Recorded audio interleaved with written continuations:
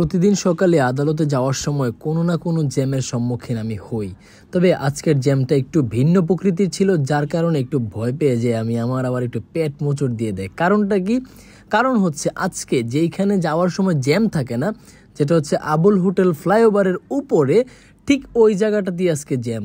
তো হঠাৎ করে চিন্তা করতেছিলাম যে জ্যামটা কিসের, এসেই দেখি এই যে মামা সে নষ্ট হয়ে পড়ে আছে, তার জন্য পুরা রাস্তাটা একদম ব্লক হয়ে আছে। এই যে দেখতেই পাচ্ছেন ভিক্টর মামা, আর সামনে সার্জেন ভাই দাঁড়ায় আছে যে তারা এখন কিভাবে রাস্তা থেকে উদ্ধার করবে।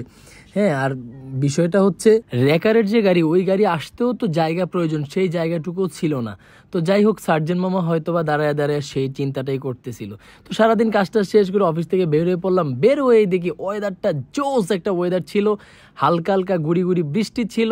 আর সেই বৃষ্টিতে আমার মন চাইতেছিল কেন বেশি বৃষ্টি আসতেছে না, একটু ভিজতে হবে। এই যে দেখেন মানুষজনের অবস্থা দেখলেন তো, মানে গাড়ি আসতেছে না কে আসতেছে ওইগুলা দেখার তার কোনো সময় নাই।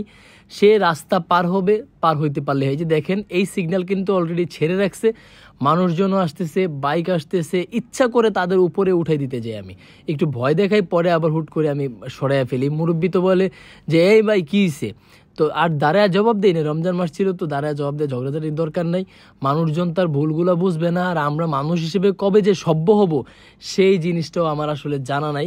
দেখলেন তো অবস্থা, মানে গাড়ি আসতেছে, সে রানিং গাড়িতে এমন, মানে এই অবস্থা। তো যাই হোক, বলতে বলতে এই যে পাবলু ভাইয়ের সাথে দেখা হয়ে গেছে। মানে পাবলু ভাই, তার সাথে দেখা হয়েছে আমার বিজয়নগর পানির ট্যাঙ্কির এখানে। তো আসলে আসা যাওয়ার পথে যখন কোনো ভাই ব্রাদারের সাথে দেখা হয়, মনটা আসলে অনেক বেশি ভালো হয়ে যায়। কারণ হাজারো লক্ষ মানুষ, মানে অচেনা মানুষের ভিড়ে যখন কোনো চেনা মুখ দেখতে পাই, কলিজাটা আসলে ঠান্ডা হয়ে যেত। পাবলু ভাই আসলে আমার সাথে কথা বলতেছিল, তা আমরা দুই ভাই কনভারসেশনটা ছিল এমন যে আপনার সাথে কেউ আছে নাকি, উনি বলতেছে আছে, পলাশ ভাই ছিল।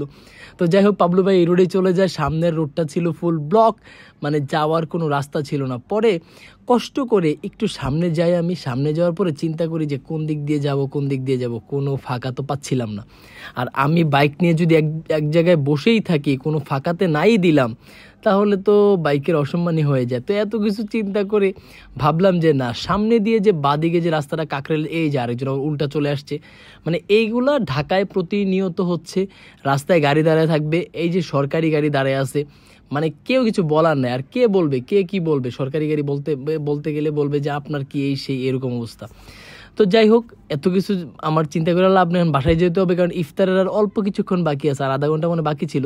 তো অনেক চিন্তা ভাবনা করার পরে বাম সাইডে বাইকটা ছাইড়া দিয়ে আমি বামে দেই ঢুকায়া, মানে যাইতেই হবে। কারণ হচ্ছে সামনের রাস্তা দিয়ে গেলে মোটামুটি 4 থেকে 5টা সিগন্যাল লাগবে, সেই কাকরেলের সিগন্যাল পর্যন্ত আমাকে ঠেলতে হবে জ্যাম।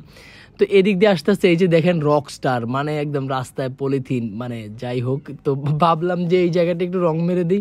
আমি রং মারতে এসে দেখি অলরেডি এই জায়গাটা ব্লক। যাই হোক, এদিক দিয়ে আর যাওয়া যাবে না, বাইক ঘুরাই ফেলি। চিন্তা করতে করতে বাইকটাও ঘুরাই ফেললাম। তো আসলে ঢাকা সিটিটাতে মানে ঘুরে মজা আছে যদি জ্যাম না থাকে। এই জ্যাম জটে আসলে ঘুরে মজা নাই, শান্তি নাই। যতটুকু সম্ভব ঢাকা থেকে দূরে থাকবেন। আসসালামু আলাইকুম।